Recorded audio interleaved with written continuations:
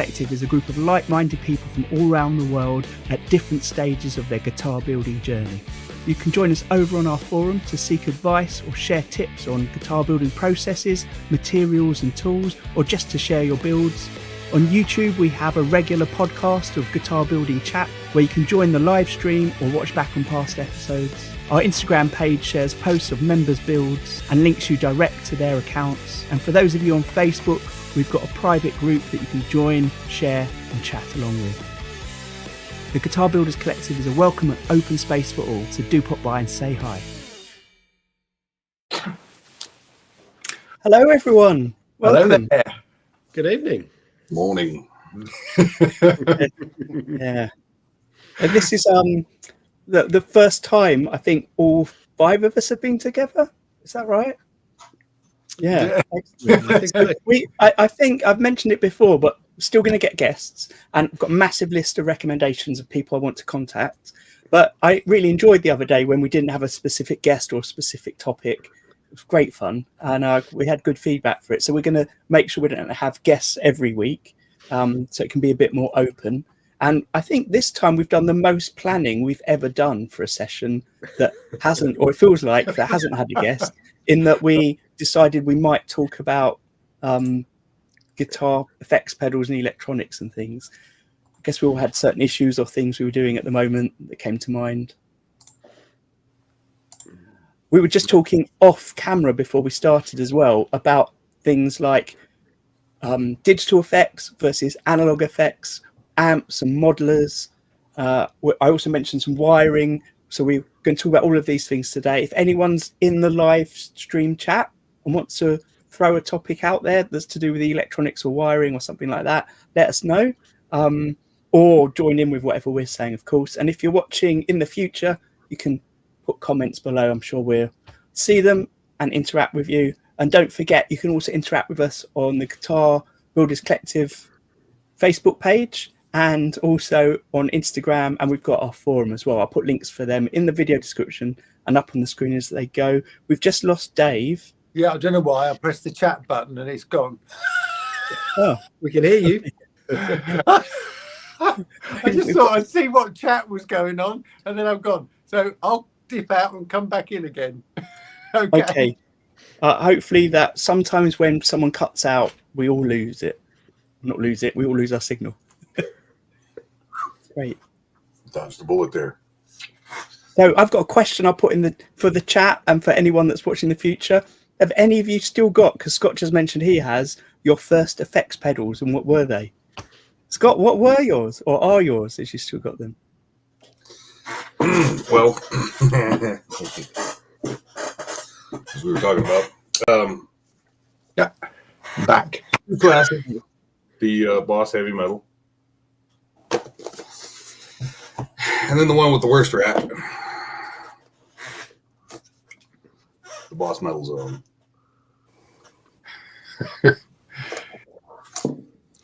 See, I think I would have loved a Metal Zone because although it's only got 4 knobs, they split some of them, so they've got dual concentric ring on one of them, right? For yeah. Like EQ. Yeah, the EQ control. Yeah, I think remember it's got there's 2 mid controls. They're the smaller ones in the middle, and then the low and the high from memory. Yeah, you've got level, you've got distortion, and then 2 for equalizer. One's high-low and one's middle. I don't know if you can really. We've got a few Metal Zone fans in the chat as their first one. You can't really make that out, can you? Shame. Yeah, it's. I think they both still work. They probably still have the original dust on them. Yeah, lately, well, all right. So, like 10 years ago, I decided I was going to start looking for pedals for some reason. I think I was looking for a looper, just to play with. Like I said, this was about 10 years ago, and I found Hot Tone, these little guys. So this is a looper, and it's the only one I've ever had because. Turns out that's a complicated thing to work with, at least if you're dumb. And as it turns out, I'm kind of dumb. But, yeah, they had a whole range of junk. So recently I decided I was getting all excited about these again, and they've been discontinued. So got to scour the internet to try to find some, and it's surprisingly hard to find some of them. There's a compressor I was wanting, and you can't find it. It's just you can't find it. Which one is it? It was that hot tone comp. So what is it about the hot tone that makes you want to get them? Because they're tiny. They're tiny. Horrible. They all have the same form factor, and I don't know. It was just. I thought it was cool, and if you could have a bunch of these mashed together on one pedal board, I don't know. I'm retarded. It just seems You've got to have small feet, though, haven't you? Well, I mean, so they the switch is actually pretty snappy, and then they put this roll bar there so you wouldn't stomp on your knobs. Oh, right. I thought that was just visual, but of course it makes sense. Yeah. Yeah, it does kind of make a little face though. I'm sure Scott's got some cowboy boots with a bit of a point to them, so you can point right in there. I was just thinking of them all in the pedal board, side by side. Even if I did, I wouldn't have that kind of laser focused precision footwork. But yeah. Well. And then of course I got my crybaby, because you got to have. Oh my God, it's a story. Okay, so I had a crybaby, and our practice place, this was a long time ago, got broken into, and somebody stole all our equipment. And I wound up having to get another wah, and I don't remember what it was, but it was not cool. It wasn't working. I did not like it, and I had to actually find me a crybaby, and these were made sometime after the originals, and it's not the same, and I've never been happy. So I don't know why I brought up crybabies, because. Well, it sort of links to something I wanted to ask, because we've had people in the chat say metal zone. We've had other words in the chat like pedals with the word grunge or thrash in it, and I just wondered if all our first pedals were very specifically marketed at sort of teenagers that were into a certain type of music. And at the time, because obviously it's different now, there's so many YouTube clips out there. At the time, you bought your pedal based on the name, because you assume the name is going to give you what it says on the tin. That's probably true. Yeah. So to me, Crybaby is all because of I guess for me it would have been Kirk Hammett, but I'm sure other people have different wah users that have inspired them. Jimmy? They were two of my early pedals, like in the 90s, was the fuzz face and the wah for listening to Hendrix, and I've still got the fuzz face that I had then, and it's taken me decades to kind of finally get the hang of it and to understand how it works and how it interacts with the amp and the volume on your guitar, and to get it right. Whereas I as a naive 20-year-old or whatever I was at the time, I kind of thought it's just a plug and play. You plug it in, you just dial the distortion, and it's going to sound the same the whole time. But it's not the case with that type of pedal. But yeah, for me they were the first two, and then the Boss Super Overdrive. So I was never a heavy metal super high distortion. So they were sort of mine, and then I had a multi-effect. We were just talking before, the digital RP6, Digitech RP6. So I kind of use the combination of the overdrive pedals for the gains, and then the digital pedals didn't cut it for the distortion. So all the modulation and the reverb when I was playing in bands was all through the multi-effect, and then the distortions were kind of separate pedals. Oh dear, see, this is going to show my age now, but my first pedal was in the late 70s. It was supposed to be a wah-wah pedal, not a crybaby. Oh, excuse me, my phone's going. It was supposed to be wah-wah pedal with a fuzz in it, and the fuzz was absolutely awful because you couldn't use the neck pickup. It just sounded, it was almost as if there were like two tones somehow. I really just don't know what it was. And the wah sounded pretty awful too. So that was my experience. Fuzz is weird. See, I've got a fuzz, and it just, I don't know. I can't get a decent sound out of it or imagine, where this was really usable. No, it was pretty horrible. But I come from, I'm a little metalhead, grew up with Metallica and, snappy, hard distortion, there's got to be a good use for fuzz. I just, now that I have one, I'm like, where in the world would I use this? My cousin had a really smooth pedal. The Isley Brothers, I can't think of it now. Summer Breeze, that sort of sound. Really, really smooth. I mean, that was played through probably a phaser as well, I suspect, that particular track. But Who's That Lady? That sort of sound. And I love that sound, but that's not really the metal, is it, these days? Metal is much sharper, isn't it? It's a harder, punchier sound, yeah. It's all chunka, and the chunka has gotten faster, and you got to have some snappy distortion, or the chunka just turns into mud. Yeah. Dave, Mick asked, was that pedal you're talking about a Dan Electro one? Honestly, I threw it out a few years ago because it was so crap. It was a real cheap pedal. It was a metal thing. I mean, it was quite solid. I wish I had it still, but no, I have no idea what the brand was. It was one of those ones, early days, really cheap. Probably bought from a catalogue, I imagine. Yeah. I've seen some chat about Zoom. I didn't have any guitar pedals. Like individual pedals. The first ones I bought were when I started playing bass, which was a good 10 years after I started playing guitar. I had a Zoom 1010 as my first thing, and then I loved it so much I upgraded it to the 2020 when that came out, which had a built-in expression pedal. And yeah, I mean, I didn't have anything to compare it to that it sounded crap, but I thought it sounded pretty good playing through my £20 amp at home in my bedroom. It was fine. I didn't use any pedals when I started at all. Like, no pedals at all. I started on acoustic guitar, and then I started off in some early punk bands in like the late 80s and went straight to like a saturated tube amp. So like it was just a tube amp, you max it, and it was just a guitar into an amp. That was the sound. And that's where I played through my teen years, and then upgraded to like some cheaper like crate amps. Again, guitar, no pedals, straight into the amp to play death metal bands or whatever. And that was it. No pedals. I didn't get into pedals till I was like an adult, which is kind of odd. It was always a guitar through an amp.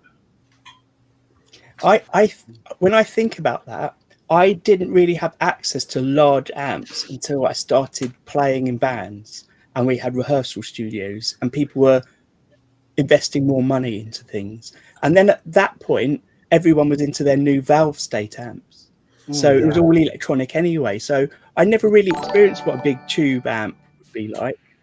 Well, yeah, I started off in small, like 1 12-inch like combo tube amps. But they're tubes, so they saturated like crazy because you have the master control. You just dial the preamp all the way up, and you can like control the master. So they were really loud, right? These small tube amps, and they were also really, really distorted, which was fantastic back then. But yeah, you're right. It's like eventually you kind of upgrade to like louder, bigger amps. And I remember those valve states back in the day; those were like hot.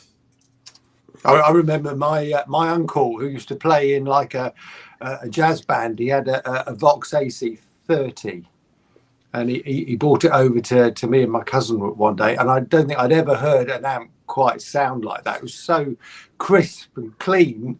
Unfortunately, we blew the valve, but while it lasted, it was brilliant. Wow. Back in college, we were actually running around as the little blues band. I had a 412 cabinet with a 150 head. And hauling my shit around was almost worse than the drummer. Yeah. I did love that amp, though. It was pretty awesome. Amazing. Yeah, I still have my 412 in my closet. I'm never getting rid of my 412. I mean, I'll never take it anywhere, but like I invested so much time like upgrading the speakers. I'm doing like a cross thing. So I have like vintage 30s going this way, right? And then I have another set going that way, and I can run it in stereo if I want to, or I can run it all four. So it's my big fat Marshall in there, but I will never get rid of that thing. And I'll never take it out. I wish I kept that, but I mean, it was just, the thing is huge, and the head was like made out of solid lead, I think, because it was made out of neutron star material, I think. For me, I had a couple of like smaller amps first that were more like practice and learning, sort of on. And then when I first sort of started playing in bands, I actually had an old the Roland Jazz Chorus, which were quite popular then, and I've seen them on Marketplace for sale every now and then, and because that was an amp that I sort of sold. And then I had a Fender Twin, which I've still got, so that was sort of the main amp I used for most of the time. And then recently, maybe 5 or 6 years ago, I got a Vox AC15. So it's probably the AC15 and the Twin are the two that I kind of go between at home, which I love both of them for different reasons. Justin Jackson put up that his first amp was an 8-track record player with radio, like a console that he just plugged in, and it was awful, but it made noise. That absolutely sounds like a modern pedal. People on YouTube are definitely, I'm sure Mark's into this sort of thing. They're jigging up their things they've got at home to use as pedals, and you can only get the right sort of distortion sound if you play through some cheap 80s cassette player or something. Yeah, I mean, it's interesting you say that, Daniel, because I just wonder what, I mean, in the olden days, the thing about fuzz and distortion and stuff was just to overdrive the amp. So I just wonder, what is the difference between overdriving your amp? This is going to be a stupid question for you techies there, and getting one of these metal pedals. What is the difference in sound between that? Is there a difference, or is at the end of the day, is it actually all doing the same stuff? Well, quickly going back to being a teenager playing in my bedroom, I couldn't get an overdrived amp sound without like deafening the neighbours, probably. No, I understand. Yeah, practically. The pedal there does the effect. It will let you have that sound and play in that space. And when I started playing gigs a lot, we'd often just use whatever amps were at the venue or borrow other people's amps. So having all of your own setup means you've got a little bit more control. When you turn up, you don't know what the house setup's going to be. You can have the sound that's more like yours by just fiddling with that EQ on their amp to get it back to what you want. But then you've got all your distortion stuff as you want. But I guess the thing that I've noticed recently, because I've been watching a few films that have very like 70s soundtracks and have like 70s rock in it and stuff, I think a lot of the time the distortion on that sounds pretty terrible to my ears. But it's because we're so used now to such a wide range of different sounds made from so many pedals, and such high fidelity and quality from things like our headphones and the systems we have at home, which are much more affordable, that maybe because I'm into guitars, I just notice the difference, and I'm being picky about it. But actually, that cheap, horrible sound is what makes the song, and that's the song I like, and it's got that cheap, horrible sound to it, or what I think is the cheap, horrible sound.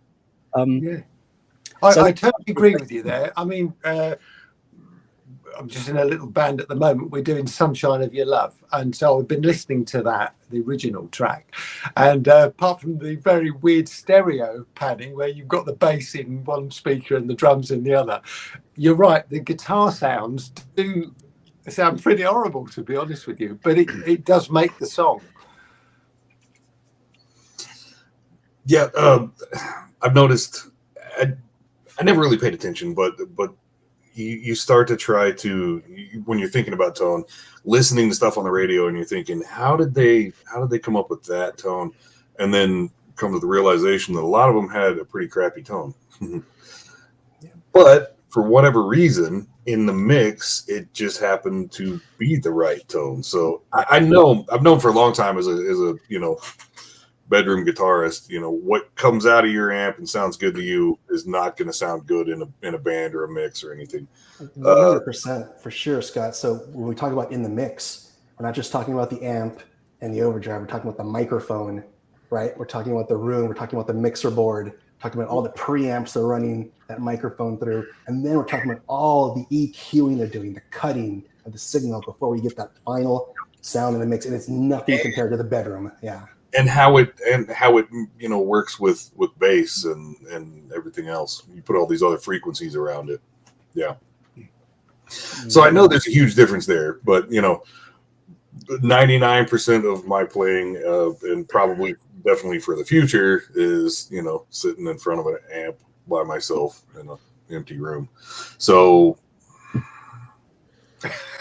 but like I said, I don't know. I remember if I said it before we started or on the feed, but the same effect can sound so much different on a different amp that it's apparently there are like a zillion different variables that go into your tone, and oh man, finding something that sounds just right to you can be really difficult.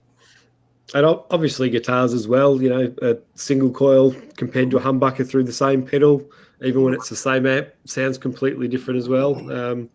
I know times that I was gigging probably 15 years ago now, and I was using like a Strat and a 335 sort of model, and I had an EQ pedal on my board just because when I changed guitars, it just sounded completely different. So I needed, and I can't remember which one I used. It was probably the Strat that I used the EQ pedal for, but just to get it sounding like what I wanted to, because it was just too different of a sound and how the pedals reacted to those pickups.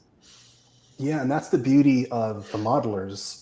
So like I have a patch that's kind of like my main patch, but then I'll copy it and say, okay, P90, or I'll copy it again, say Blue Strat, copy it again. And it's infinite amount of, it doesn't cost a dime to make 1,000 versions of the same patch, but I'll tailor it to the guitar, and all it takes is a little bit of tweaking, and I get just instantaneous, response. So I can bring that patch back whenever I need it.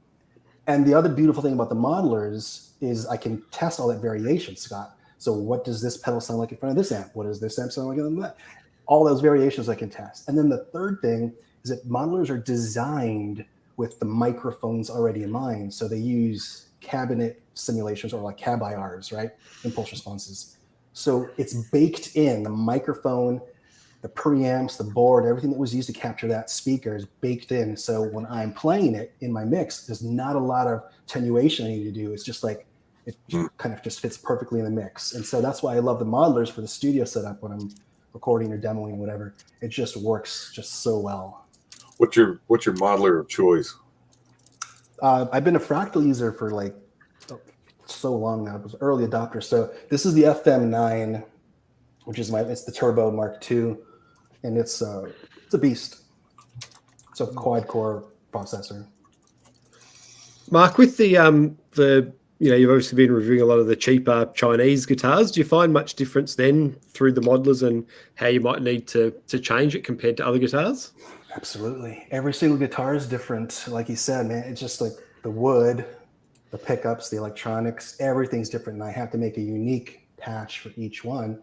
But that's the whole point. You dial it in, you find the sound, and ultimately, for a long time, I'll change the subject just briefly. For a long time, I thought I was post pickup. I thought pickups really don't mean anything when you have a modeler, because everything is EQ. You can put an EQ in front of your signal train. You can put an EQ after it. And as long as you have those two EQs, you can make any pickup really sound like any other pickup. You can kind of just make everything pretty much the same. But yeah, there's a distinct difference between all these Chinese guitars in terms of electronics and the ceramic pickups they use. Yep. I saw Lee Fugue demonstrate a pedal a while ago. I really cannot remember the name of the pedal, but it was set up so that on the dials, you dial in what sort of pickup you're using, a single coil, a humbucker, and you dial out what sort of pickup you want, and it does all that EQing to make that change. which is basically like a pedal version of those sort of patches you're talking about, Mark, for those geeky people that just want to keep their pedals and not their. Is geeky the right word? I don't know, but not have the modular. But I instantly thought, but what happens if you just muck it all around and you're playing with a humbucker? You say it's a single coil and you want it to be like a P90. You get this whole presumably other sound from it all, and that's one thing that I love about the pedals. But also, obviously, with modelling, like I said, I had that zoom to start with, or 2 zooms. I didn't need pedals because what I liked about the zoom was you had so much more control over it, in that I could hit one pedal and all the effects could change. Whereas if I had the effects pedals, you got to press everything. But what I always liked was not doing what people say you should do. So when you watch those YouTube clips or read a guitar magazine, it says this is the pedal order you should have. Always try it the wrong way around. Always do things you're not expecting, because I mean, 9 times out of 10, it probably won't sound great, but you might get something that's amazing. And I think once I got into my playing a lot when I was gigging in my 20s and 30s, I wanted to have a unique sound, not just sound like everyone else. So I used to spend ages with all my pedals, rearranging, adjusting things, but then I'd have it all in one setup and never really adjust it. I might switch something on and off during a song, but I wouldn't adjust the individual dials and anything. On that note, Daniel, what you said was like being able to like not follow the rules when it comes to signal chain. And one time I downloaded some patches from a guitarist I really liked, and to see how his signal chain was. Right? I bought his patches, and the first thing I noticed, because he had such expressive like that feel, like just crazy like selective touch. I don't know, touch sensitive patches. And so I downloaded it, and what I saw. Sorry, Mark, who did you say that was? Excuse me? Did you say who that was? Oh, his name was Jakub Zajtecki. Right, sorry. Right. And anyway, his patch signal chain had a Marshall head plugged into a Fender amp. So he had an amp plugged into an amp. You can't do this in real life, right? You can do this in a modeler. Yeah. Right? You blow stuff up. Things will catch fire. But he had like a Marshall amp, using it for the preamp, right? So like these days we have like amps in a box, right? You have your stomp box that produces or mimics like an amp. He was literally taking this Marshall, modeled amp and sticking it into a Fender, and it was like, wow, that kind of like opened things up for me, where you can do anything you want. And you think back to like the shoegaze scene, right, in the 90s, where they would put distortion pedals after their reverb. That is just crazy too. So like having that type of order, and it's a little bit more controllable in a modeler, right? You can control the feedback, you control the noise, and that would be really, really hard to do in real life. Yeah. I mean, I've not got a flashy modeler. I'm just using the stuff that comes with Cubase, but the amp modeling there, and it is amazing what you can do in terms of. I mean, you can put as many of these sort of amp racks in as you like and feed it through. But I have to be honest with you, I spent hours and hours fiddling with this. So, I might hear a guitar sound like Dave Gilmour or something like that, really crisp, clean tone. I will spend hours trying to get that tone, and I've even tried plugging it through something like a thing called Curvy Q, which will model that curve and model your curve and tell you what the difference is and put it. But to try and get it exactly the same, I found it's almost impossible. there's so many. The fact that presumably they're recorded in studios with amps and mics, I do think that they introduce changes which you just can't. Somehow smoothing off the sound. It's hard to describe, but yeah. I think that in some ways you're right. They're doing all of that with let's say analog stuff in the studio. Yeah. And maybe it's easier to get certain types of sounds when you're in a real space with real echo.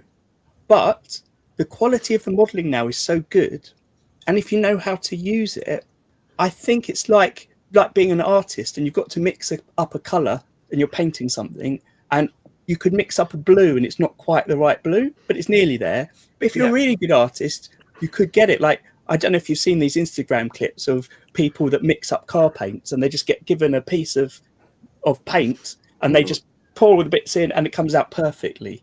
exactly the same. So there must be people out there that can use these modelers to fool you completely. I agree with you. I think in some respects, the modelers are so crisp and clean, if you like, that you've got to then add the mud in to bring it back to that authentic sound.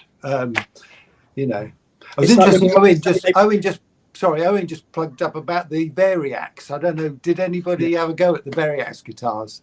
No. That was really good fun. I mean, you could model a 12-string on a 6-string guitar, but I'm not sure how convincing the sound was there. I don't know what Owen thinks on that one.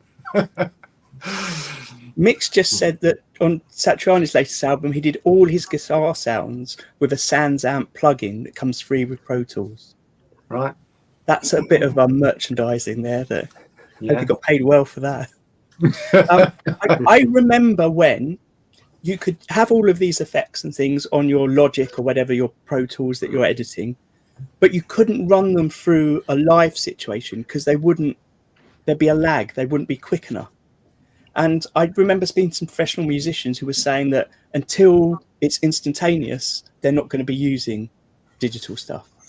And then I remember a point when I was at a musician meetup thing, and someone had just got rid of all of his pedals and changed it for I think it must have been a Fractal at the time, and just saying that it's just so perfect now that it is instant, there's no delay, and you've got so much control that he completely turned over to using that. And we were in a three-way conversation, and the other person in it was Dave Ranger, who makes Ranger effects. And this bloke was saying to Dave Ranger, so I don't need pedals anymore. I don't want pedals anymore. But then if you're aware of Ranger effects, they make the weirdest pedals. So one of theirs, which seems to have got the most social media coverage, is the one where it's called the minibar, and the tone of the distortion is affected by the liquid that you pour into it.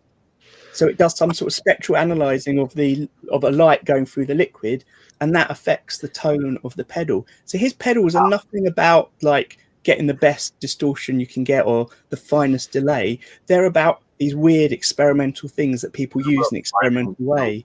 The right kind of vodka. Yeah, exactly. You've got to have the right beer, the right vodka. Awesome. And it is, I saw a band using it, and they were just asking people in the audience to pour their drinks in. They were using it. But I think there's a point that for some people, having these physical things is what makes the pedals important. And obviously, pedals aren't just used by guitarists. You see people using any sort of electronic setup, keyboards, mixing decks, that also are twiddling their buttons there. And having a physical thing is something. I mean, Scott wants to collect those hot tone ones because he likes the look of them. They're cute. Yeah. I think that's the appeal of the like the MIDI, the digital MIDI pedals now, that you can kind of do both. So you can have it set as a pedal, whereas and then you've got it hooked into your pedal board, and you can set the patches and multiple sounds on one pedal.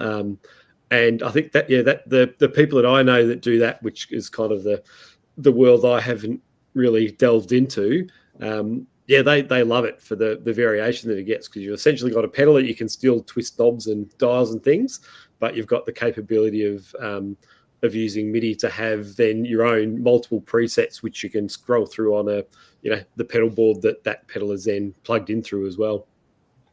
Well, for me, I know next to nothing about the digital stuff, and I've been out of things for so long.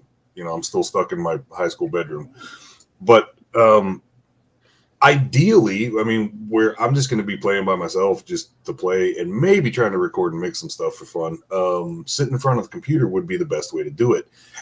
I don't know what to use, because I've had a couple little things. I had a Line 6 thing a long time ago that was really good, and I can't find it. And then a year or two ago, I bought iRig. I forget who makes that thing, just as a cheap little interface. And that with like Amplitude, which is a good software modeler, I thought it's still pretty difficult to find the right tone. I mean, there's so much you can mess with. I mean, you can change the location of the speakers in front of the amp, and what amps and what microphone. I just don't know enough about the stuff. But with that, I know with headphones, the delay is minimal enough that you don't really notice. But if you try to actually play it through the speakers, it's a huge delay. So kind of sucks the fun out of it. If I had some type of solution where I could do modeling, sit in front of the computer, be able to record it, or just listen to it and have fun, I'd be happy. Do you know what? Just I think on that note, sorry, Dave. Go ahead. No, I was just going to say, if I was playing live, and I don't often do that, most of my stuff is in my studio here. If I was playing live, I think I'd want the hard, pedals. I think it's a bit like vinyl records and streaming music, isn't it? I mean, there's something about having that pedal or that record. You still have them. You still have I used to play in a band with a guy who used Axe Effects, the Fractals from when they first came out. And it was rack mounted, but he had his pedal board, and his pedal board had more buttons on it than my pedal board. Oh, right. But each one was programmed, so each one did a different thing. Okay, well, because I was thinking you need a stomp. I mean, you need something to step on, right? Yeah. I mean, sooner or later you want to change, and you gotta have some way to do that. Yeah, it's a good point. I was going to say that I think in the next 5 days, Neural DSP is having a 50% off sale. I'm not. Okay. I just noticed. I heard this on the internet, and I checked their website. So yeah, 50% off all Neural DSP plugins, and according to the internet, these are some of the the most sought after, some of the best standalone plugins in terms of app modeling. And so you have all these famous guitarists who have their own Neural DSP signature modelers going on, and so those are really nice. I actually downloaded some of the trials, and you can download the trial, so a free trial. All you're going to need, Scott, is some kind of audio interface for your computer. I use a Scarlett, and the Scarlett's come in all different sizes and whatever. I've got a Scarlett. I've never gotten it to work right. What? And I don't know what the deal is. I don't know what the problem is. Yeah, I'll tell you what's wrong with Scarlett. They are like Apple, and they don't update their software. So I've got I think mine might be Generation 1, but it's not compatible with Windows anymore. Generation 2 was not compatible, but they just released a patch for it. But it was a bit dodgy. It was really annoying. So it could be that you've just got an old one. I've wondered if I need a new computer. So hold on, but you don't just need a Scarlett. You need software that you're running the things through. So you can use your iRig, Scott, just plug that into your computer, and that will interface well enough. Yeah, I know the drivers can be a bit of an issue. That's part of the problem, but yeah, I don't know. It's you're stepping into a whole new world and trying to figure out what's going on, and a lot quicker to plug a pedal in, isn't it? Yeah.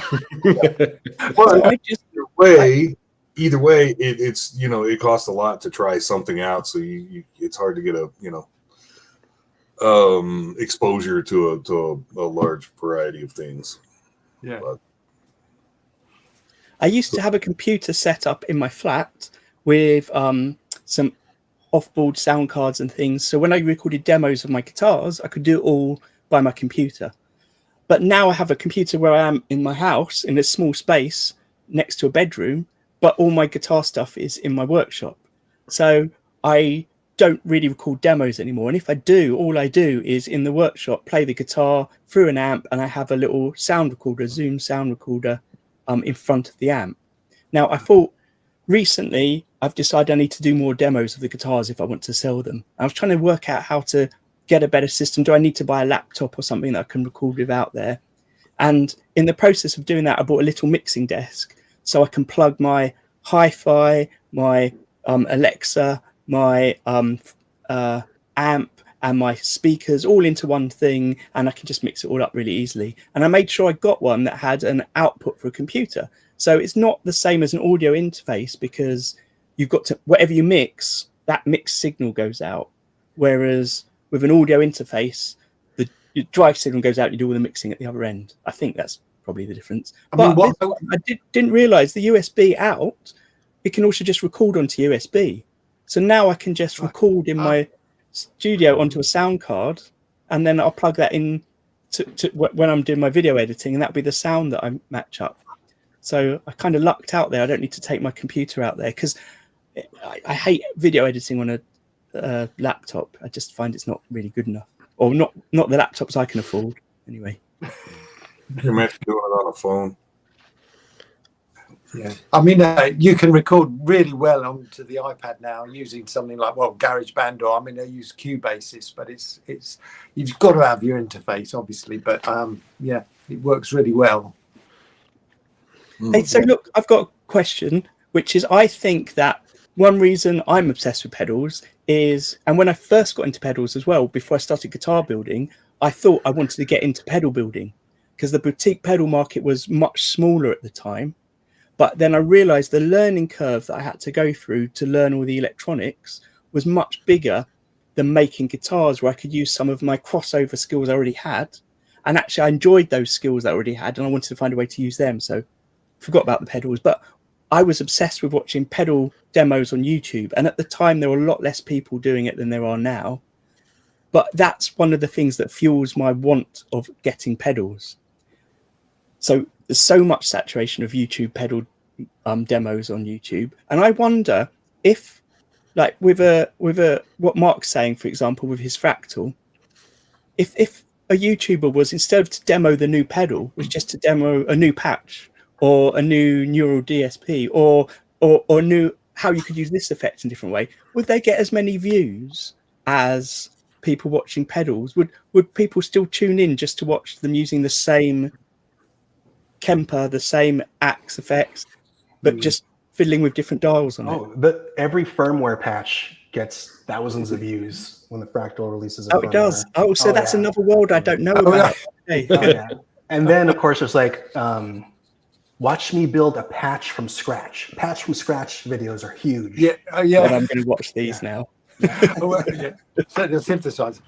Can I draw you back something that you mentioned at the beginning, and that was the Crybaby, because it's all very well having a digital pedal on your computer, but if you want to use a wah-wah, you're stuck, aren't you? So I got to this point, and I've got a wah-wah pedal on my Cubase there, and you end up, if you're not careful, doing it with your mouse, and it's ridiculous. So I was looking around for a MIDI controller pedal.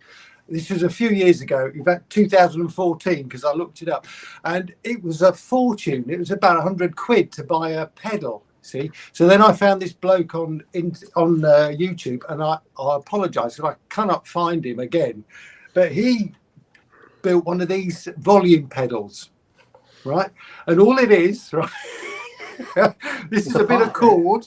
This is a bit of cord that goes round the pot inside and turns it up and down. So I thought, okay. So you've got a volume pedal. So what if I stick one of these Arduinos inside?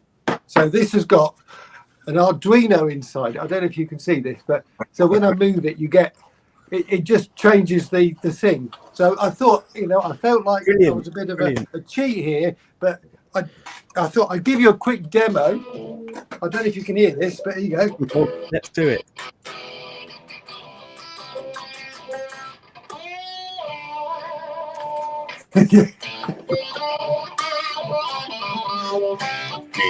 There you are. So a bit of wood and some string, and I've got a pedal.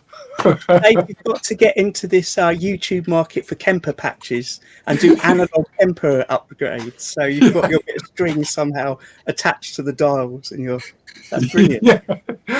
Oh dear. I would plaster that all over the pedal makers places. Their head would explode. What's cool about that, Dave, is it's wood. You've made it out of wood. It is, yeah. It's really wood. I mean, I can't take any credit for the design of the pedal itself. I'll just unplug it because it was a really clever design. It's just MDF. But it was the way that it got the string round a little spindle that just does this. And look, I made this 10 years ago. I mean, it doesn't get used that often, but it's still going. That's genius. That's cool. Yeah. It's very good, very good. Oh, dear. It's cool. Mix asked for more demos on the live stream from now on. Well, like I said, I need that set up in front of my computer. Yeah. It does it when you look at the views for guitar building and you compare it to things like, I've said this before, like my daughters watch slime videos, there's no comparison. Children opening toys, like millions of views. But I feel like people demoing things is above guitar building, and because that reaches a target audience of people that can buy these. But I kind of wish the creativity element of the making was something that was so exciting for people to watch. Yeah. It is for such. I mean, don't get me wrong. There are loads of channels that do really well, but I just feel like it feels to me there aren't as many within the guitar making world as there are within some other things. What bothers me, well, there are a lot of things that bother me, but we do what we do, right? And then somebody makes a Telecaster out of colored pencils, and it goes fucking viral. Yeah. And then everybody's sending me the link to this video, and I'm like, okay, yeah. I was about to say, like, if you want 1 million views, make a Telecaster out of resin and something. Resin and something. Boom. Yeah. That's your 1 million view video. Yeah. Don't make an ice cream sandwich. Nobody gives a shit. Colored pencils and resin. I'll tell you, I'm making a telly out of scraps. I mean, do you think that's going to just scrap wood? Is that going to be a viral? I doubt it somehow. I reckon. Have you made any telly videos yet? No, I haven't. No. That could be your biggest one then. Do you think everyone loves tellies? Oh God. It's kind of funny. Through the years of Great Guitar Build Off, as trends happen and certain things win, we started joking about how to make the the winning combo would be a resin telly with it's got to be mostly white. There was quite a bit of inside running jokes on that.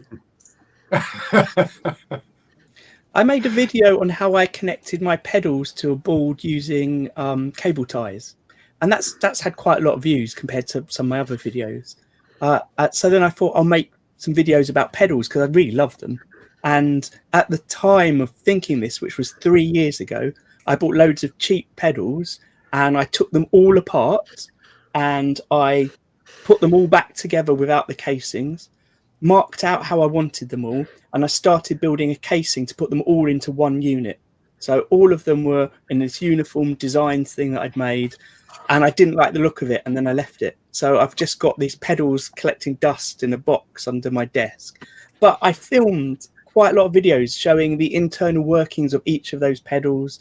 I filmed how I got my pedal order, which was basically I started with a compressor. And then the next pedal I put before it and after it, fiddled around until I got the sound I wanted.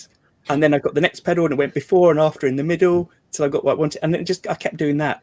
And so I've got so much footage of me doing stuff with pedals, but I've just never edited it together because the aim of it was to each of those to have a clip at the end of this completed pedal board, which was my dream target for it all, to sort of drive traffic to this thing I've made.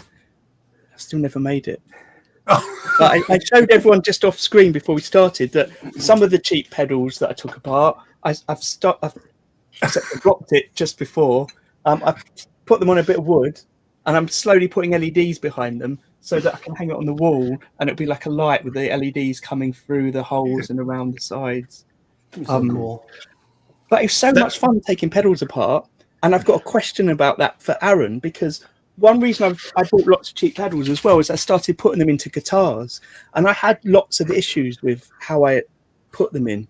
And of course, Arran's, was it your first entry to the Great Guitar Build-Off was the TARDIS? Yes, yep, the Doctor Who inspired guitar. So can you remind me, I can't remember how your pedal was in it. Was it just did it pop in and out, or was it built in? Pretty much so. With all the planning that I did for that, because basically all the individual components in my head, I worked out that they would work individually, but then fitting them all together and wiring it up, that was the question that I had. So because there was so much sort of going on, initially I really wanted to, I would have loved to have taken the circuit board out and then just integrated that into the body. But yeah, literally it is the pedal is in the guitar and just sort of, cut through the top. I can't remember. I might have had sort of held in place by magnet. I'll actually have to take it apart and look. Possibly magnets, but there must have been another fastening method. But yeah, literally how does it work? So it's a battery operated pedal. So I think I had. What did I do? No. Sorry, I've thrown you on the spot. No, I'm trying to remember now. I think it wasn't a battery operated one, but I just soldered up a lead so you can just plug a battery into the the normal 9-volt input, and instead of like wiring it directly into the circuit board, I just cut a patch lead in half, plugged the patch lead into the pedal, and then just soldered the open end of the patch lead into the jack and the volume or wherever it was sort of going to. Yeah, from there. See, that's basically what I was doing when I first started doing this, but I came across a few issues, which are once the battery's even when the pedal is off, the battery drains. Is draining, correct. Because the on-off for the battery is through the input jack when you plug in. So I started taking the jacks apart to wire them up so I could then use the on-off element of it. But what I found was some of the because I hadn't looked it up, I was just literally unsoldering them and trying to work it out. It wasn't as straightforward as I thought for how the input jack circuit works. So then the other idea I've had recently, which I didn't think of at the time, was just a really stupid but so easy one. Because all of mine, exactly like yours, Arran, I wired in a PP3 battery, right? Yep. But I could have just directed that to the jack and used a jack with an on-off switch. Mark's nodding like, yeah, of course, yeah. Because stereo jack. You have a preamp or an active thing in it, they use that as an on-off. So I could have cut the power with that. So that's one thing. The other issue I had is I don't like having a foot stomp button on the guitar. So some of them have, some of the cheap pedals have the button on the main circuit board, and sometimes the circuit board's on 2 layers, so you have to unscrew bits to access the bit where the pedal is, and then I would put wires coming off of when I desoldered the pedal, wires off of that onto another switch. Some of them have the pedal on a separate own circuit board, so I could just desolder the pedal from there and put a different switch in. But my soldering wasn't good enough to start with, and I burnt through quite a few pedals trying to get it to work. Or I thought I'd done it absolutely perfectly, and somehow it didn't work like I thought it did, and it all went wrong. Yeah, so for me, for mine, because that was something that I knew would be the same case, and I didn't do the stereo jack thing. I've done it on other guitars since then. But my solution, because I wanted as much stuff like thrown in there, and switches and levers. That was the ultimate vision. So I had there's a switch, that was, I'll put a switch in to disconnect the battery. And then at the local electronics shop, I found a key switch. So for those that can't remember or want to have a look, so yeah, literally for that one, to turn the battery on, you put a key in the key switch on the front of the guitar, turn the key to connect the battery, and then the pedals on. So, but it was fun stuff like that. Like what you do with a lot of your guitars, where you just, have crazy things. I actually wanted one of the, they've got the trigger switches, the flip switch where if like the missile launch, the safety kind of thing. I wanted something like that, but the switch that I had wouldn't kind of fit. So, so that for the battery, that was what I did for that one. But yeah, since then, like the build-off one from last year when I had the kill switch with the LED, same thing. There's a battery in it, which all that does is turns the LED on. It doesn't, affect the the functionality of it. But yeah, that's just soldered into a stereo jack, so it saves the battery that way. That's cool. Another note, one of the entries to Great Guitar Buildup that I did was a very thin guitar, and I didn't want to have a lot of routes in it, and it had active pickups. So just as an aside, in case anyone's interested, I ran the battery externally using a TRS jack. So you don't actually have to make a route for a battery in your guitar, nor do you have to have a battery in your guitar. The battery, I made a little stomp box pedal, just your simple Hammond pedal closure. The battery was in there, right? And then I ran a TRS cable up. And so the power goes through the cable. And powers your active pickups or LEDs or whatever you want. Because I've also been looking at recently, and I think it's going to be a matter of buying a few to experiment, but just getting some USB batteries. So you can get the USB chargers that you might charge your phone with, the little portable chargers. Some of them will work as a charger, and some of them will also work as a battery. So the ones that don't work as a battery, you couldn't use to power your pedal, for example, because it only charges the phone until it knows the phone's hit full charge. So therefore, there's something about that which means you couldn't use it to charge, to run a pedal. But most of the other ones will just work fine. And I like the idea of it being just a USB charging thing. And actually, if you're doing it like Mark says, then you can power everything from the floor via USB. It's even better. That was the other thing on the Doctor Who guitar, since they had the LED light strip for the infinity mirror. That was, that needed power. And I couldn't find I probably could have modified it, but it was just one of those things that was too hard at the time to fit everything in. So it's a USB powered LED strip. So that's pretty much what I did. Was a separate, the lead comes out of the guitar, just near the jack. And I just use one of the, not that I do all the time, but when I use the LEDs, it's plug it into that external battery, and it just, straps onto the guitar strap. It's sort of, the LEDs are powered that way.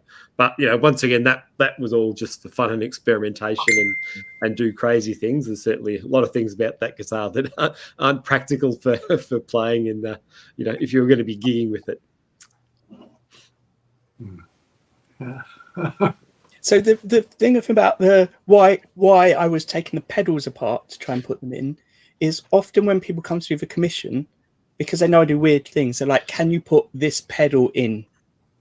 And one of the issues I had, which I think has just been solved by Mark's suggestion, is that, I'm sure a lot of you are aware of this, with an effects pedal, the power that goes into it will affect how the pedal works. So in fact, JHS and some other companies make these power sucking pedals, so they can make it be like a 9-volt battery, a 9-volt input, or 9 volts that's slowly running down, or a battery that's just on the edge. And if you've got like an overdrive, for example, it might affect the sound of the overdrive because everything's not working quite at full quality. So the problem I had with the first effect that I used with a 9-volt battery in it is it drained the battery, because it wasn't designed to have a battery, I just attached one on it, is it drained the power quite quickly, and then it just wasn't working well enough. The sound wasn't good enough. But having that external power source, like Mark's suggesting, sort of resolves that issue, because you're going to have that constant equal power to it. The other one that I had, the Middle Earth guitar, had the built-in fuzz circuit. So that was made by a mate who's he's a pedal maker. He's got his own pedals that he designs and sells. So he actually offered to. It's basically a fuzz face circuit, and that one's wide into the guitar, as it should be, and that one's also the batteries wide across the jack from memory. So that's my other experience of onboard effects. But once again, that's a battery. So once the battery drains, you've got to change the battery, and the sound will change a little bit as it's dying off. But even a lot of fuzz pedals now, that I know one that this mate makes as well, that they've got a control, like a variable voltage control, so you can actually change the voltage, whether it's a fully charged 9-volt battery or halfway, or a one that's nearly out, because the fuzz sound will change depending on how much power that battery's got. Yep. I know that so one of the issues I was having with taking the pedals apart and having those input jacks and things that were quite oddly connected. One way around that is I bought a few pedals from a British company called Jed's Peds, and they're basically DIY pedals. You get the circuit board, you get all the components, or you buy your own components and solder them on. And they use more standard input jacks that I was more used to. So I bought a few of his kits to try and put into guitars now, and I think that's another way around it. And also it means that you're getting a slightly unique pedal sound, because I mean they're quite a successful DIY kit pedal, but they're not like a buy it on Amazon sound that everyone's got or buy it from a local music shop. So it was something a bit different. One thing that's triggered off us discussing effects pedals is I suggested we could talk about electronics, because I'd watched Mark's recent videos, and we're often talking about how you can upgrade guitars or change guitars, and one of the things we often say is you can change your pickups out. But Mark did something which I hadn't really thought of before, which is you literally had some cheap pickups and you changed the magnets in them and changed the sound completely. And I thought that's just a brilliant thing. So I wanted to talk a bit more about that, Mark, if we can. Yeah. So I don't have a pickup winder. I don't wind pickups. And I really like the idea of like off-the-shelf things that are already completed and made for you. Like there's no point in me reinventing the wheel. And so if I think about like a pre-wound, inexpensive pickup, right, that uses really cheap material for the poles, and then cheap ceramic magnet. Well, it's already wound. All the winding's there. Like all the soldering has been done. So all I need to do is, if it's a single coil, pop the ceramic magnet off the bottom, push out the pole pieces, which are really cheap ferromagnetic material, and then buy Alnico 5 pole pieces and stuff those in. So now I turned basically a cheap ceramic pickup that came from China and I put Alnico 5 magnets in it, and it's Alnico 5 pickup. Now you don't get like fiber bobbins, you don't get, you don't know what quality wire's in there or the gauge of the wire. None of that really is a variable in this. It's just basically an Alnico 5 pickup, meaning it's got a different feel to it, right? It's got a different sound. So it completely changes the way that pickup works in your guitar and completely changes the way it sounds. And I did the same thing with a humbucker. So humbuckers typically will also have, your 2 sets of pole pieces with, in this case, it's cheap ceramic magnets. So, I get these off, cheap guitars, and I got Alnico 5 bar magnets, and we just replaced the bar magnet. And it's really as simple as unscrewing the base plate, popping out the cheap ceramic magnet, gluing in the Alnico 5, and then rescrewing it in. I don't have to wire anything, no soldering, there's no coil. I don't have to worry about winding a coil. It's already pre-wound. So the idea was just simply take advantage of pre-wound coils. That was it, really. And the magnets were costing me $4.89 for 2 bar magnets, which is the cheapest hack you can think of. I'm so intrigued by it as well, because I've got loads of cheap pickups because when I first started building, I bought loads of cheap guitars to take apart, to customize, to experiment with paint jobs on. I've kept all the pickups, and sometimes I just break the magnets off when I need a magnet around my workshop to put something on the wall, like Chris Garland does in his workshop. So this seems like a great way of getting magnets for my workshop and having better pickups. But I'm intrigued to hear the difference, because what I found with the cheap, like where they're Asian, I don't know where they come from, pickups, is some of them are brilliant and most of them are duds. But sometimes you just get one which happens to, because of the inconsistency in how it's been made, it sounds great. So I'd be really intrigued to find that out. And I was wondering do you know anything about, is it neodymium? Is that what it's called? The other type of magnet? Neodymium? Yeah. What is that something we could try on a guitar? Yeah, I don't really. There's a bunch of videos on using those really strong earth magnets. And they are, I guess, a ceramic or rare earth magnets. I'm not happy with the way those sound, but then everybody's ears are different. But it's not just about the sound, right? So here's an experiment I recommend everybody try. I don't have any, I have those tiny little 3 millimeter in diameter ceramic magnets. They're round. They're itty bitty. They fit on your fingernail. So tiny. Yeah. You put one of those near the side of the string, like your low E string, not on top, on the side, and you will see how much it pulls your string. Those ceramic magnets or rare earth magnets pull. They have a huge magnetic pull. And you don't see that when they're under your string, because visually you wouldn't see them pulling, right? But if you put it on the side, man, it moves it. And so when I play ceramic pickups, I feel that huge pull. It feels different to me, right? Right. Yeah. Interesting. I can feel it. And then if you have single coils, like 3, like a Strat, there's so much pull happening on those strings, and you wouldn't believe it because you can't see it until you put a magnet on the side.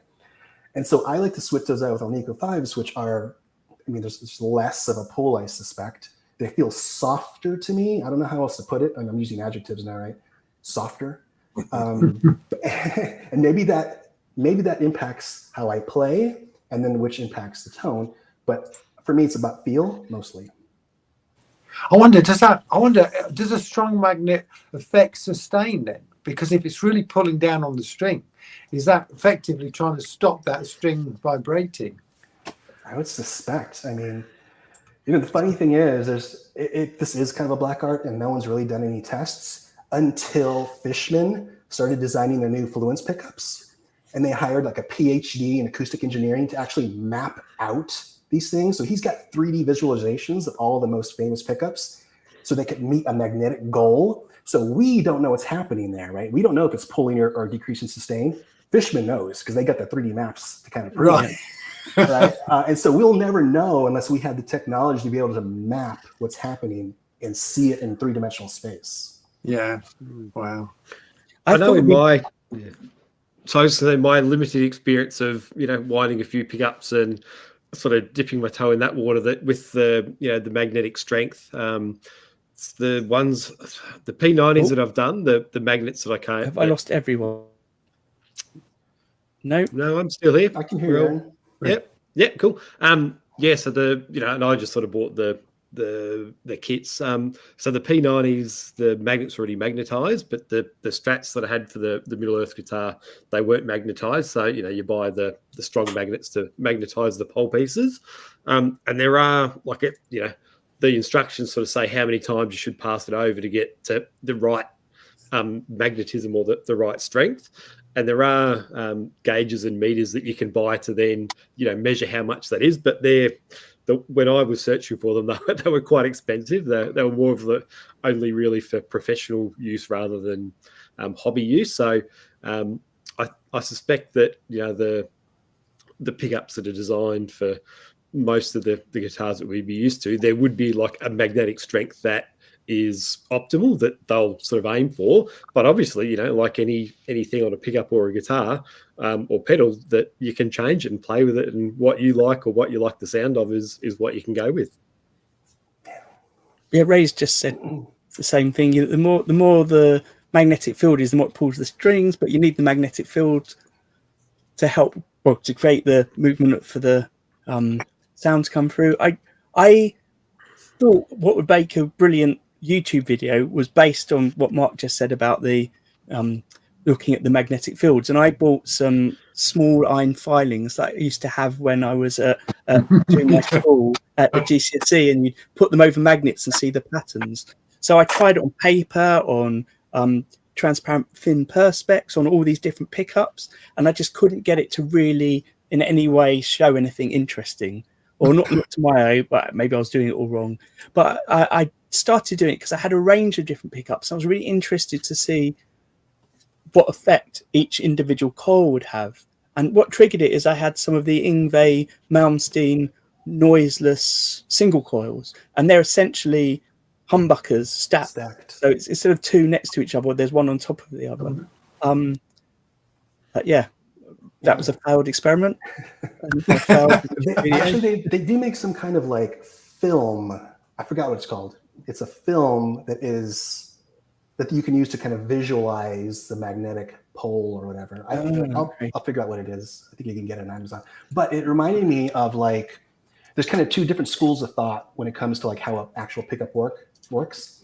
And one of them is this string-centric theory or model, where the magnet or the poles are magnetizing the string, right? And so you have this string that's being magnetized, and that's basically creating the flux. That being said, you don't need a magnet in your pickup, because the only point of the magnet is to magnetize the string. You can magnetize the string in another manner? Meaning, could you put the magnet on the bridge? Like if everything was like ferromagnetic, like steel. And if that's the case, all you're doing is having strings are magnetized, and then you have that empty coil without a magnet. So you don't have that pull of the magnetic, pulling the strings. You're magnetizing the strings in some other manner, because that's all that matters. And this has actually been proven. You can actually get a pickup without a magnet in it. As long as the strings are magnetized, it'll make a sound. Wow. All you need for electric induction is something ferromagnetic moving in a magnetic field. So yeah. So even if your magnet is moving and the coil is stationary, or the coil is moving, either way. How about a giant magnetic guitar, or not a giant guitar, normal size guitar, which is a giant magnet? Yeah, might cause some problems. It'll wipe your phone. Stick to the mic stand when you're playing. Yeah, or if you had a big magnet in front of you and you just had to keep jumping around, keep it moving. Started. Oh dear. This has been interesting. What I'm fascinated about, when you change those magnets, Mark, what was the effect on the tone? I shall have to watch your video, but was it sharper or duller? I mean, yeah, I would say a little duller. Sonic pickups are kind of notorious for having kind of a sharp attack. They're probably maybe a little bit more high fidelity, so you get a lot of like, these are what people say, right? Got a little bit more highs, where we have this kind of like vintage voiced Alnico's magnets, which are a little bit warmer. It's so weird to say these words, right? Mm-hmm. It's all subjective, but yeah, I do feel like it warmed things up, kind of cut some of those really high mids out to make the guitar kind of sound a little bit more vintagey. Oh, interesting. So now we've got the problem that if we come up, I know you said it's been tried, but if we came up with a guitar and built a guitar with a magnetic bridge, and Ray's just said pickups that come and go when they're not being used, they drop down so they're not affecting the magnetic pull at all. Guitarists aren't going to want it because it's not how they were made by Leo Fender or whatever. It's not a traditional thing. So it's how do you come up with a new thing that works? How do you sell people on it? And clearly, looping back round, I can't believe I just said that phrase. I don't like that phrase. But going back to what we were saying with the like the fractals, the Axopex, I'm sure people didn't like them when they came round, and now people are much more sold on them. I think that we, as a group, probably grew up without them. We're less, well, clearly not Mark, but maybe there's a bit more resistance to using things like that. I've mentioned this before on this podcast, but I was listening to Brian Wampler saying that his son's getting into playing guitar and uses modelers and things, and he wanted his son to experience a proper tube amp, so took him to a studio and they put on a really loud tube amp and he played on it and he was like, yeah, and then went back to his modeler because it was fun, but it doesn't have the nostalgia maybe that it has to Brian Wampler, and it doesn't have the connection maybe to the music that we would have listened to when we were younger, because people don't need that so much anymore. So Brian was saying that maybe tube amps are going to become a thing of the past, because apparently at the moment those kind of tubes that are in an amp are really only used by the guitar market. I think that was right. Guitar market and one other thing once someone mentioned, some niche thing that uses those sort of tubes. I can imagine that, for the touring musicians that are touring a lot and lugging gear around, those that talk about going to amp-free stages and everything's just digital and in-ear monitors, I can really see the appeal of that if you're doing that day in, day out, and the sound is as good as anything else, or better and easy to use and adjust. I can, despite not having gone into that area, whatever, I can actually really see the appeal of that for people, who are doing it regularly. Makes sense. I think I could be wrong, but I think Metallica uses Axopex now on tour. I mean, if you think about it, the rack space for an Axopex 3 is this big, and then your backup is right there. That's it. You don't need to lug around amps anymore. And I think in a live environment as well. I mean, let's be honest, people aren't going to tell the difference, are they? Right. You know. That because I was about to say I can understand it for a band that are touring, but once you're as big as a band like Metallica, you're taking so much with you anyway. But yeah, that like I heard Kirk Hammett interviewed by Rick Beato, and Kirk was saying that the sound of Metallica, for at least for a certain amount of the first few albums, was from a particular amp head that they had, and they had to get custom ones made like it because it was. I can't remember what it was. It was an off-the-shelf amp that someone had customized, someone had done something to. That was the sound they started using. But because they burnt through so many of them touring, they had to get all their ones made up like that. And that was their sound. And I find that intriguing, that the sound, as someone that's grown up with my Zoom effect, I never really thought that the sound came from the amps. So, speaking of Zoom effect then, now I'm playing bass more. Do you recommend that that's what I go for? No. That was fine if you were 16 in the 90s. Oh, no, that wasn't me. Talking about that, just recently, I'm like, just in the car, one of my favorite AC/DC songs of all time is Livewire. And listening to it, when it starts off, there's almost no buzz. Almost. And I'm sitting here wondering, how exactly did they get the tone for this? Because, back then, this would have been like early 70s, probably. Late 70s. Shit, I don't know. Late 70s. I'm sure it was all, amp and microphone, but... There's not a lot of high gain in those early songs, though. No. It's not. Yeah. Well, at least, especially with the intro, there's almost none. It's almost clean. It's just barely breaking up. But to listen to those originals, those early albums, and thinking, how exactly did they produce this tone? How could you try to reproduce it now, or even come close?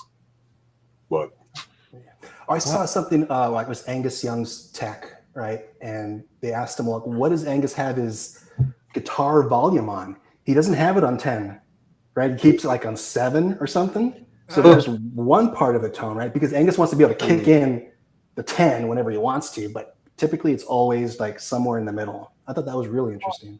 That is interesting because, audio pots are notoriously trash when they're not at 10. I saw an interview with... Sorry, that's going to tone it down as well, isn't it? It's going to change the tone. Mm-hmm. Apparently, Mick says he has all his amp heads are on 10. I wish I could remember which song it was. I'm sure it was a Pantera song that has like really distorted sound but very staccato. It could be so many of their songs, very staccato kind of riff. And when they were recording it, the person that was recording, the engineer, literally sat there with the volume control. So when there was a gap, went down and up, so that there was no overspill of fuzz or anything like that to record. Obviously now it's digital. He was a human noise. Yeah, exactly. Yeah. So to answer your question, Dave, about bass. Yeah, go on then. It totally depends on how you play and what you're playing. But I always have a compressor for my bass, right? And because I just find that it really helps even out the way I play. But that's just because I don't know why that is. I play with really light strings. I normally play with a pick. Sometimes I play with my fingers, and I've always found a compressor's good. But you can get so much control with a good compressor that you can adjust anything to be how you want it to be. But if you get cheap compressors, some cheap compressors just got like one dial on it, and some have got 2 dials. But the one I've got, so I've got it here. I've got a cheap one, but it's the Behringer bass limiter enhancer. So it's basically a rip-off or clone of a Boss. It's got enough control so you can really target the part of your sound that you want. So the frequency of the sound that you want to boost or cut, and the amount you cut it by, and the threshold of when it starts boosting or cutting it. because I used to find definitely when I was doing more slap stuff that there'd be a real difference between what I was playing with my thumb and my fingers, and I wanted it to sound more even, so I would boost the finger bits a bit more, the top note. No, thank you. That sounds really good. But that's my thing. I love that. I always play with chorus. Love chorus. Oh, but, but very minimal. And actually, that I'm saying I always play with it. I don't play with, when I played live, I never had it because it just got in the way. But when I'm playing at home, I like it because I like the warmth it adds to the sound. No, excellent. No, I mean it's one of those things, isn't it? There's not. I wouldn't have thought there's that many pedals. Obviously, you can get overdrive pedals for bass, but I mean the sort of stuff we do is sort of pop songs, so that's not really appropriate. But a compressor, that's a really good idea. Thank you. I don't know if there's any bass players in the chat or anyone here that might suggest something else. I know the gigs that I played in the music group, you know, where we do the theme shows, and you've got 20 different musos on and off stage all night. That often the pedal board for the bass rig is as large as the guitar, you know, pedal boards that the bass players honestly, sometimes there's more pedals on theirs, and they've just got it dialed in for something really specific, or often even like a gain pedals, like a transparent sort of gain. So, you know, you've got a bit of bite to it, but you can still hear the original bass signal sort of coming through. So that's sort of, you know, I've seen that on a lot of, you know, bass rigs as well. That's a great point. I used to have more pedals than everyone when I played bass, but then I realized that you couldn't hear a lot of it in the mix when you're live. So I got rid of it. And Mix just said the Sans amp head for bass is great. I forgot. I've got, mine's not here now. It's attached to my amp in my workshop. It's always up there. But I used to always use the Sans amp because when I played live, and I don't know what the situation is with you, but we were playing live and there'd always be a sound engineer, sound mixer. And where they would mic up the amps for guitars, they never mic up a bass amp. You just go into their DI box. And I often felt like I lost a lot of control. And the Sans amp's like a little preamp with a DI straight out, and it's got within it some sort of active EQ. So I could get a lot of power and control over my tone before it went into the mixing desk. Because otherwise you just have a straight DI from your guitar or from your bass, really, as loud as your pickups are, as strong as your pickups are, and then it's up to the sound guy to do it. Right. But I totally recommend, the Sans amp, there's a few of them. They're really good. Having a bass preamp's great. And if you go on YouTube, there's quite a few companies that make them. There's a Trace Elliott one. And when I first played bass in a studio setting, they had loads of Trace Elliott amps, and I fell in love with them. So I really want to try their little preamp as well. So I think that's probably your best bet. And you could use it at home for recording. Right. Excellent. Oh. Mm. Mm.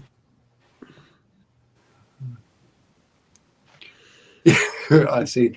Playing bass guitar with a delay pedal. Yeah. But you'd be surprised how many pedals there are for basses. I'm just interesting. I got a lot of shit to Google today. Which I expected. I just expected it would be different things. I figured everybody would be talking about, I like this fuzz and blah, blah, blah. Yeah, I probably don't need more pedals. No,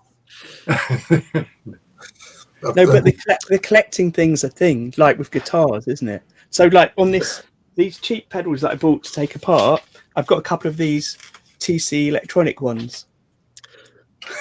I've got a few of those. Yeah, I've got a few TC electronics, and they're really good. I like those. I think this range of theirs, I love the design of the pedals, and they're all quite affordable. And I think they're all Behringer circuits that they're Well, actually, I've got a few Behringer. Behringers sound amazing, and they're cheap because they're in cheap plastic boxes, and like, you know, if you were gigging with them, they wouldn't last. But at home, they're an amazing brand. I've got a few. I've got a lot of Overdrive and Tube Screamer versions of each other, and yes, they stack up against expensive pedals. But the TC Electronics. One of the cool features of those, which people might know to actually play with them is that you can download sort of patches, or you can connect the pedal to the an app on your computer and basically do all that tweaking and changing a lot of parameters that you can't do on the knobs on the pedal. And then you've got you can move it to that setting, and it's just all on the pedal, controlled from your computer in advance. But what they also do, they've got sort of patches from a lot of famous guitarists that provide, like there's some Brian May delays, or I've got their chorus one. So you can kind of, this is the cool bit, you can put the app on the phone and say, I want the Brian May delay thing at this, this delay or whatever, or whoever you want. And the way that you get into the pedal is that you hold your phone over the pickup and you press the connect button, and it makes like a dial-up internet, the old dial-up internet sound, and essentially it goes through the pickup into the pedal and then stores it in that spot. And it's just, I've seen years ago one of the marketing or the engineers for that kind of explained the technology of how it works, and apparently it's something that was just really simple. They were like, how are we going to make this easy through an app? And just the way the pickup works in an opposite direction, it's apparently super simple, the technology. So that's a cool thing about their pedals. That's very so cool. Crazy. It is cool. And if you think about like what I was thinking about alternatives, like why do that? But I was thinking like if you use something like Bluetooth, that would like interfere with the audio signal in some manner. So you have to do something analog like that, right? Yeah. So and I can't remember how it works, but when they explained it, it was almost like the engineers had this light bulb moment that they were overcomplicating how to do it, and then they kind of realized how the pickups work in a reverse order or something. It would work. My LG washing machine does the same sort of thing. To diagnose it, if it goes wrong, you hold your phone next to it and it beeps at the phone, and the phone works out what to do. So I wonder if I can set my washing machine to the Steve Vai setting and wash like he washed. I wonder if the engineers from LG or TC Electronics are fans of each other. Like, LG guys are like, oh yeah, I'll do it like my pedal. They were probably just listening to R2D2 and thought, what is this? Brilliant. Yeah, that'd be cool if you could set your phone based, your effect could be based on the sounds that went into it. Like you could play a song and it would somehow model itself to be like that. Like you were saying, Dave, with the curve matching. Yes, the EQ. Yeah. No, I want to see an advertisement with Steve Vai next to the washing machine, selling his patches. Yeah.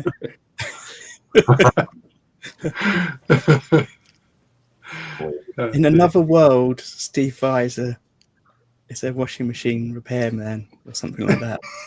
Yeah. I don't know.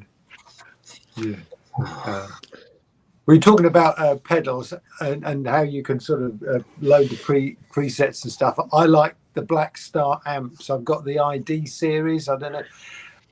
And so I've got an ID 10, a small practice one, and an ID 60, which is what I love. What about that is you can plug it straight into your computer and do all the patches. The interesting thing with the ID 10, which is the small one, is that when you plug it into the computer, you've got bass, treble, and middle, which you don't have on the amp, which is all very good because you can program in a nice patch. I think you can just program in about 6 patches. Problem is, if you take it away and you want to change it, you're completely buggered because you've got no controls on the amp. But hey, they do work pretty well. And the ID60 does all the tube modeling as well, which is quite nice. Yeah, these days, I still have a little 100-watt crate that's in the shop that sounds like absolute garbage no matter what you do. But for a long time, I've had a little Black Star ID, but I couldn't really get a clean tone from it, so I wound up getting a little Fender amp too, which has it's got 100 damn channels on it, and 32 of them are already programmed with various crazy things. It's kind of amazing the digital crap that are just built into the amps. But between those two, I'm kind of covered for dinking around in the apartment. But I think it's funny that they call it the ID10 because, in computers, we talked about an ID10T error. Right. And what does that mean? Does that mean like serious fault? It spells idiot. Oh, right. The sort of faults I have all the time. Yeah. Yeah. Yeah, it's a chair to keyboard interface issue. Very good. Clever ways to talk about the end user without letting them know that you're talking about the end user. I love the little Black Star. It's the first one I had, the cable actually wound up having a problem, and I couldn't find a replacement for that cable because it was some proprietary goofy thing. So I wound up buying a new one because they're not that expensive, and they went to a more standard cable. But I've always enjoyed that little thing. It just wouldn't do a really clean tone for me. So no, that's strange. Yeah. So just before we go, a quick update. We're still going to try the end of each month, the last one of each month, being on a slightly different time. So it's going to be at 6:30 Australian time, AEST. Is that right? Australian. Yes. Yep. That's it. Yeah, and then that will be 9:30 a.m. BST, British Standard Time, British Summer Time. But I've no idea what that will be in America. But it will be early in the morning or late at night. It'll be sleeping time, basically. But regardless of that, next week, Corey was free to come on at our normal time. So Corey will be here next week. So I think one of the things we definitely want to talk about next week is just a quick reflection back on the Jurgs Cup from the first year. You'll see on the Guitar Builders Collective Instagram page, there's been a call out. If you can send photos and any description of anything you've made to the DM of the Guitar Builders Collective Instagram, we'll then share it. So you'll see images of people's finished builds. And of course, even though it's sort of over for last year, doesn't matter if you haven't finished yet, just send them when you've got them. Don't feel like, oh no, I've missed a deadline, I'm going to stop building. Keep going. But it'd be great to see some more up there. And if you check that out, you can go and, like people's builds, comment on their builds, go and follow them, support them, and do some sharing would be brilliant. But other than that, we've got nothing else lined up yet. I will get on to contacting some guests. I've been trying to focus on not doing too much on the computer, but that hasn't been working very well. I've been editing a video. I think I started it 3 years ago when I started building the guitars, which have only just been finished.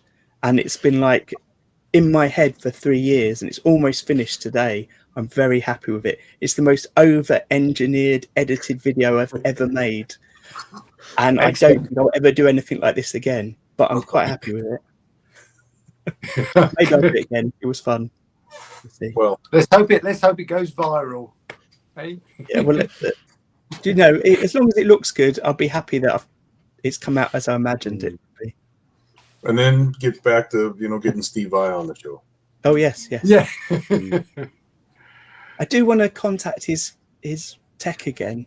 He was such an interesting guy, and he's moving to Europe as well. So I think he's in his late 70s. He grew up in Europe. He was a guitar tech for some jazz guy who then went touring to America, which is where he ended up meeting Steve Vai and he met Frank Zappa, started teching for Frank Zappa because this guy started playing with Frank Zappa. Oh, whatever. But he's like friends with the Zappa family and things. He just had so many stories. I'll definitely see if he wants to come on. Nice. Wow. It'd be brilliant.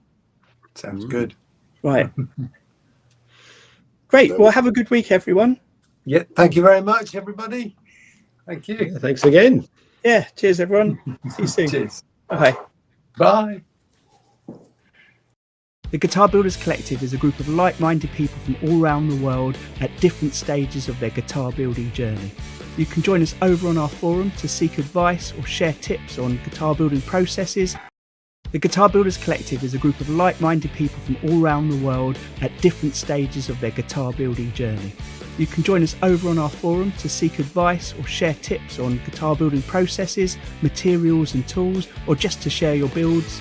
On YouTube, we have a regular podcast of guitar building chat where you can join the live stream or watch back on past episodes. Our Instagram page shares posts of members' builds and links you direct to their accounts. And for those of you on Facebook,